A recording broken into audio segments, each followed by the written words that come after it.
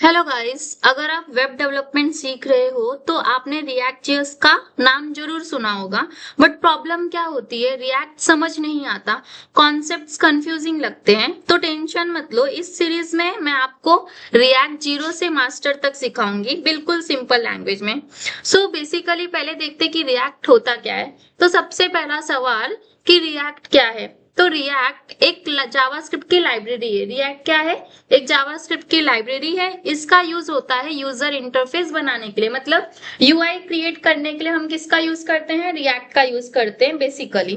अगर मैं यहाँ पे बात करूँ लाइब्रेरी, तो फिर पहले आप लोग डिफरेंस देखो कि लाइब्रेरी और फ्रेमवर्क में क्या डिफरेंस होता है। जैसे फॉर एग्जाम्पल, आपने फ्लैट खरीदा।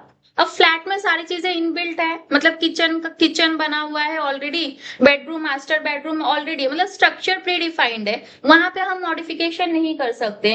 बट द थिंग इज कि लाइब्रेरी में हम खुद से भी कुछ मॉडिफिकेशन कर सकते हैं। सपोज यहाँ पे अगर मैंने एक जमीन खरीदी है, तो जमीन में मैं अपने अकॉर्डिंग, यहाँ पे मेरा बेडरूम हो सकता है, यहाँ पे मेरा बाथरूम हो सकता है, यहाँ पे मेरा किचन हो सकता है, तो यहाँ पे मैं मॉडिफिकेशन कर सकती हूँ, राइट।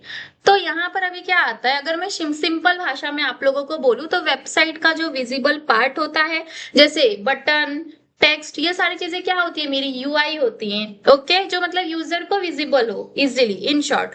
तो उसको रिएक्ट से बनाते हैं। ओके, कैसे बनाते हैं हम लोग उसको? रिएक्ट से बना सकते हैं। पहले हम लोग HTML CSS JS यूज करते थे, अब हम लोग क्या कर रहे हैं, यहाँ पे रिएक्ट से बना रहे हैं। जैसे घर होता है, उसमें अलग अलग पार्ट होते हैं। घर होता है हमारा, घर में क्या होता है? अलग अलग पार्ट होता है। जैसे फॉर एग्जांपल डोर हो गया आपका, विंडो हो गया, एंड देन रूम हो गया। वैसे ही रिएक्ट में क्या होता है, हमारे कंपोनेंट्स होते हैं।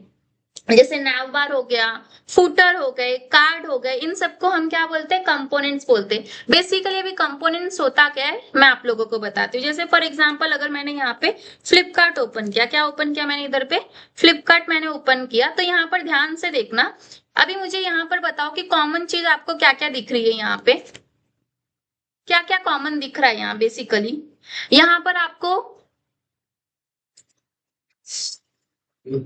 लॉगिन बार दिख रहा है, देन उसके बाद लेआउट आपको सेम दिख रहे हैं। हाँ, बट लेआउट का कंटेंट डिफरेंट है, but the structure is same, right. तो अगर यही चीज मैं HTML CSS के हेल्प से बनाऊंगी, तो वहां पर होगा क्या कि मैंने एक बार सपोज, अभी यहाँ पर देखो सबका स्ट्रक्चर सेम है, बस कंटेंट डिफरेंट है। तो हम क्या काम करते थे, एक मैंने प्रोडक्ट बना दिया है, प्रोडक्ट का मैंने यहाँ पर कार्ड क्रिएट कर दिया, फिर उसी कार्ड को हम लोग क्या करते थे, बार बार कॉपी पेस्ट करते थे। इससे क्या हो रहा है, तुम्हारा कोड बार बार रिपीटेड हो रहा है। जरूरत है क्या रिपीटेशन की? ऑब्वियस सी बात है, नहीं।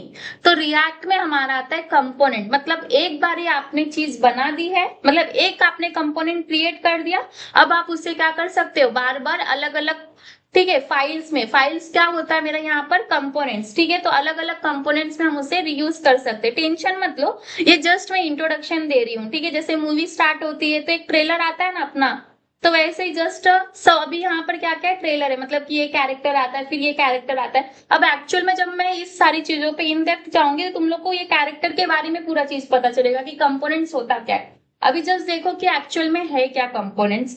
जैसे मैंने बात किया, यहाँ पर आप लोग वेबसाइट क्रिएट कर दे, ओके। अब वेबसाइट में आपका कॉमन चीज क्या होता है? होम पेज होता है, अबाउट पेज होता है, कॉन्टेक्ट पेज होता है। सपोज आप लोग यहाँ पर ई कॉमर्स वेबसाइट बना रहे हो, अभी ई कॉमर्स वेबसाइट में हर पेज में तुम्हारा नैव बार कॉमन होगा, फुटर कॉमन होगा आपका, राइट, हेडर आपका कॉमन होगा। आप लोग क्या काम करते हो, होम पेज पे आपने हेडर फुटर नैव बार क्रिएट कर दिया, अब उसी को आप कॉपी करके आप लोग कहाँ कहाँ, यहाँ पर अभी क्या हो रहा है, तुम लोग रिपीटेड काम कर रहे हो। जरूरत है क्या उसकी? वो सारी चीजें होती थी मेरी HTML CSS जावास्क्रिप्ट में, ओके। रिएक्ट आने के बाद क्या हुआ, यहाँ पर जो लाइंस ऑफ कोड हम लोग रिपीट कर रहे थे, with the help of react code reusability यहाँ पर आ गई मेरी। मतलब एक बार मैंने कंपोनेंट क्रिएट कर दिया, अब उस कंपोनेंट को मैं अलग अलग फाइल्स में क्या कर सकती हूँ, इंपोर्ट कर सकती हूँ।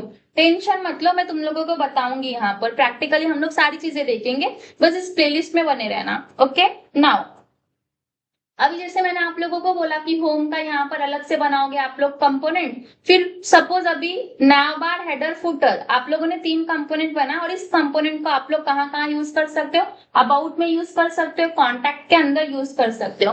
अगर मैं बात करूं यहाँ पे, इधर देखो, लिंक्डइन की बात करूं मैं, लिंक्डइन में ओपन करती हूँ। एंटर किया मैंने इधर पे लिंक्डइन नाउ। अरे लिंक्डइन, ठीक है, लिंक्डइन मैंने ओपन किया यहाँ पे एंड देन अभी यहाँ पर देखना कि होगा क्या बेसिकली।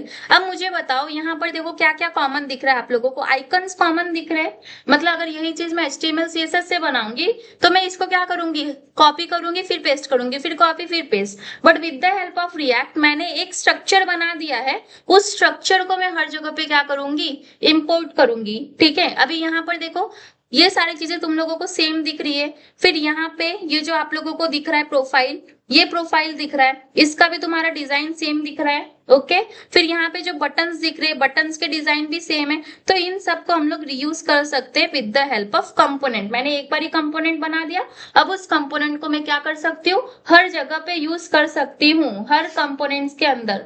अभी यहाँ पर टेंशन मतलब कंपोनेंट्स मतलब जो मेरा फाइल रहेगा, ठीक है, इन टेक्निकल टर्म हम लोग रिएक्ट में उसे क्या बोलते हैं, कंपोनेंट्स बोलते हैं। जैसे कि हम लोग HTML में होम पेज बनाते थे, home.html बनाते थे, उसको हम लोग होम पेज बोलते थे। यहाँ पर उसको क्या बोला जाता है, कंपोनेंट्स। होम कंपोनेंट बनाया मैंने, अबाउट कंपोनेंट बनाया है मैंने, कॉन्टैक्ट कंपोनेंट बनाया है मैंने। ओके, नाउ यहाँ तक क्लियर है। सिंपल सा यहाँ एक कंपोनेंट का मतलब क्या होता है, छोटा रीयूजेबल ब्लॉक। अगर तुमने एक कार्ड बना लिया तो उसको 10 जगह यूज कर सकते हो, सेम कोड रिपीट नहीं करना पड़ेगा आप लोगों को जो वहां कॉपी पेस्ट कर रहे थे। हम लोग प्रैक्टिकली पूरा देखेंगे। अब यहाँ हम लोग देखते हैं कि रिएक्ट क्यों यूज करते हैं। अब इंपॉर्टेंट क्वेश्चन है कि रिएक्ट ही क्यों, फास्ट परफॉर्मेंस के लिए first of all, second code reusable हम लोग कर सकते हैं, इजी टू मैनेज होता है एंड लार्ज प्रोजेक्ट में बेस्ट होता है। इसी वजह से कंपनीज क्या करती है, रिएक्ट को यूज करती है। अभी मैं आप लोगों को बताती हूँ हम यहाँ पर रिएक्ट को सिंगल पेज एप्लीकेशन क्यों बोला जाता है। ओके, जैसे फॉर एग्जाम्पल मैंने यहाँ पर विकिपीडिया ओपन किया। ओके, अब मुझे सबसे पहले एक चीज बताओ, रिफ्रेश, रिलोड और रेंडर क्या होता है।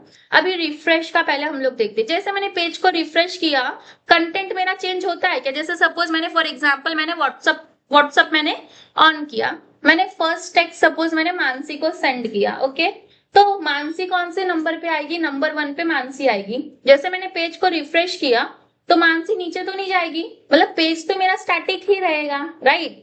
बट यहाँ पे रीलोड और रेंडर क्या होता है हम लोग देखते हैं। जैसे सपोज यहाँ पर ध्यान देना इस बटन पे, ठीक है, इसको हम लोग बेसिकली क्या बोलते हैं, यहाँ पर रिफ्रेश बोलते हैं, राइट। बट यहाँ पर अभी क्या होगा, इसको reload this page. Reload this page का मतलब जैसे मैंने इंग्लिश पे क्लिक की, पेज रीलोड हुआ मेरा और यहाँ पर एक नया कंटेंट रेंडर हुआ, मतलब एक नया कंटेंट आया। ओके, यहाँ ध्यान से देखना, जैसे मैंने रिएक्शन रेट पे क्लिक की, आप लोग ये रीलोड वाले पेज पे देखना, जैसे मैंने रिएक्शन रेट को क्लिक की, यहाँ पे पेज रीलोड हुआ और कंटेंट रेंडर हुआ रिएक्ट स्टेट का, बरोबर। बट द थिंग इज कि यहाँ पर मैं एटमॉस्फेयर पे क्लिक करूँ, स्टिल यहाँ पर वही सेम चीज हो रही है।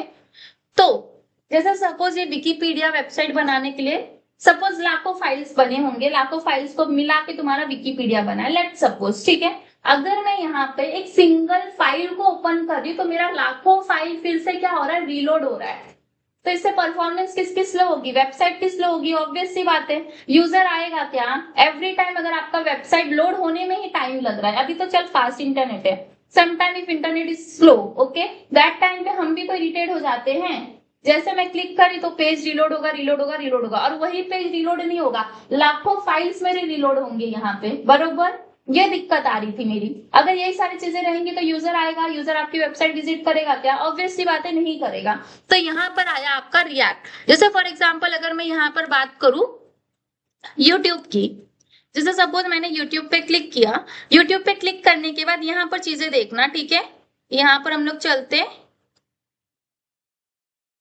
मंत्रास पे मैंने क्लिक किया। अब यहाँ पर ध्यान देना, ये रीलोड वाले सेक्शन पे ध्यान देना। जैसे ही मैं यहाँ पे लोफी से, ओके, सिर्फ मेरा इतना ही सेक्शन मेरा क्या हुआ, चेंज हुआ, पूरा का पूरा फाइल, पूरा का पूरा पेज मेरा रीलोड नहीं हुआ।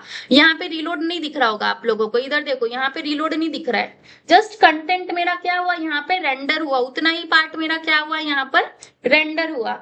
तो रिएक्ट क्या बोलता है कि मैं पूरा का पूरा पेज रीलोड नहीं करूंगा, जितना सेक्शन चाहिए उतना ही सेक्शन सिर्फ मैं रीलोड करके दूंगा। तो इससे होगा क्या, परफॉर्मेंस आपकी फास्ट होगी, राइट। यूजर अट्रैक्ट होंगे, यूजर जरूर से आएंगे। अगर यहाँ पे यूजर को ज्यादा चीजें अच्छी यहाँ पे मिल रही है तो यूजर यहीं आएगा। तो ये सारी फंक्शनैलिटी मुझे कहाँ पे मिली, रिएक्ट के अंदर। पहला तो कंपोनेंट्स हम लोग रीयूज कर सकते हैं, एवरी टाइम हमें कोड सेम सेम रिपीट करने की जरूरत नहीं है, एक बार कंपोनेंट बना लो उसको रीयूज करो। दूसरा, लाखों फाइल से एक सिंगल फाइल को ओपन करना है तो लाखों फाइल वहां पे अपलोड हो रही, मतलब कि क्या हो रहा था, रीलोड हो रहा था।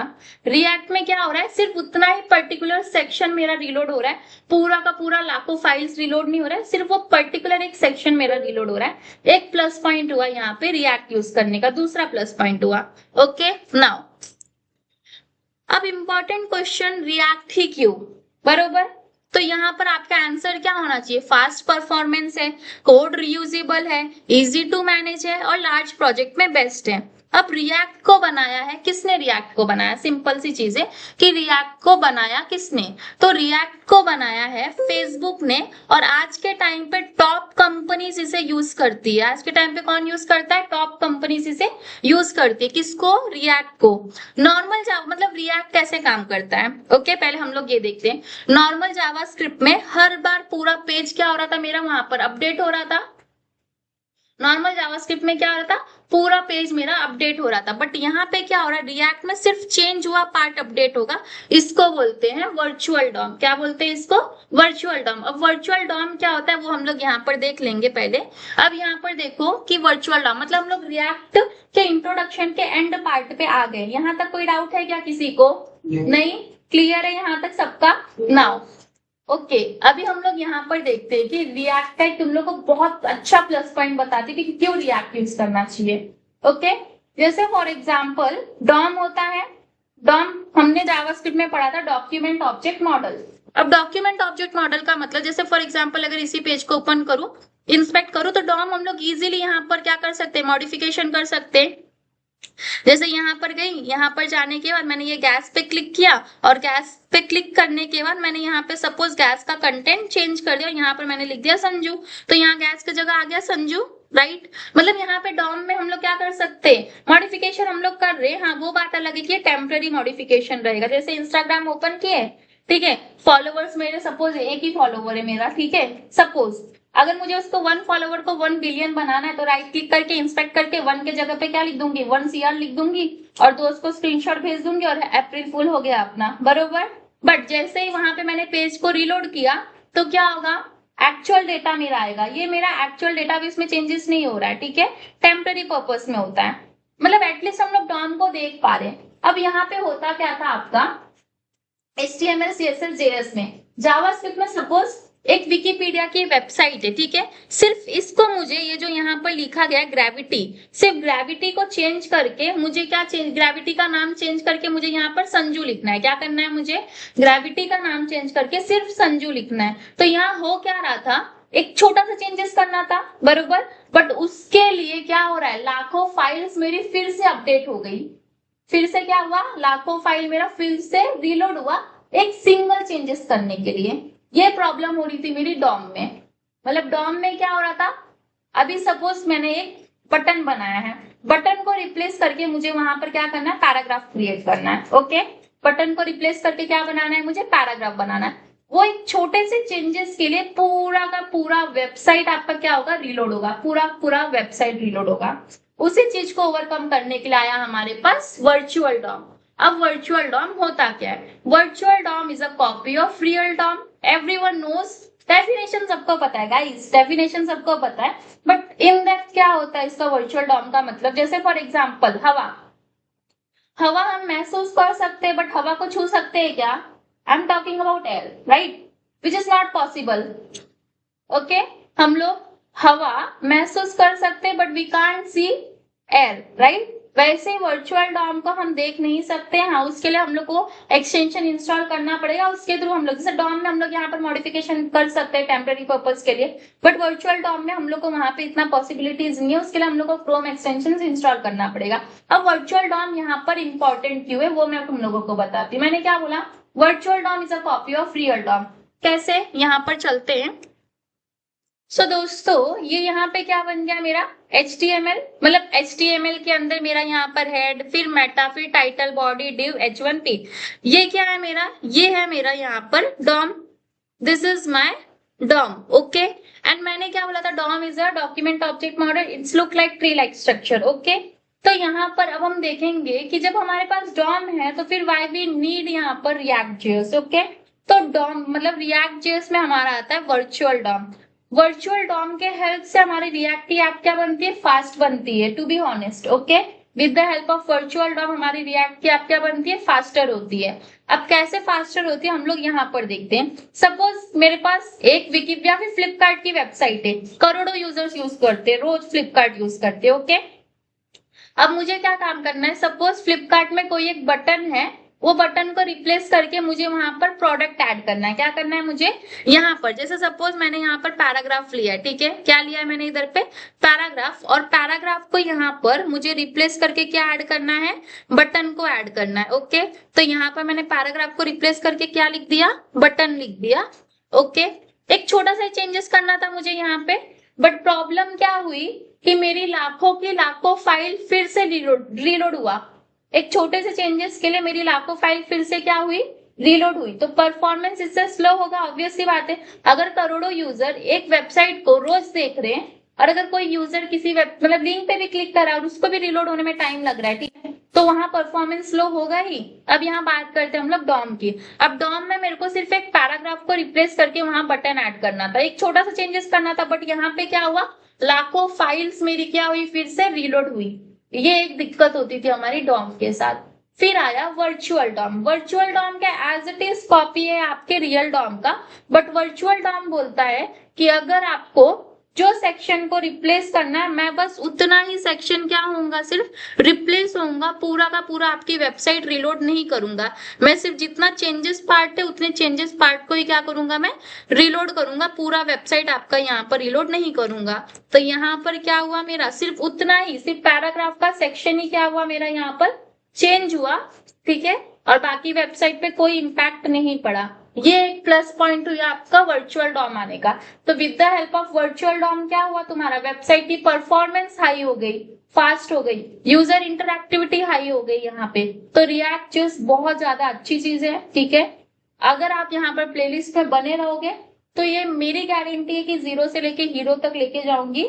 बस ये प्लेलिस्ट में बने रहना। If you like this video so please like, share and subscribe, okay.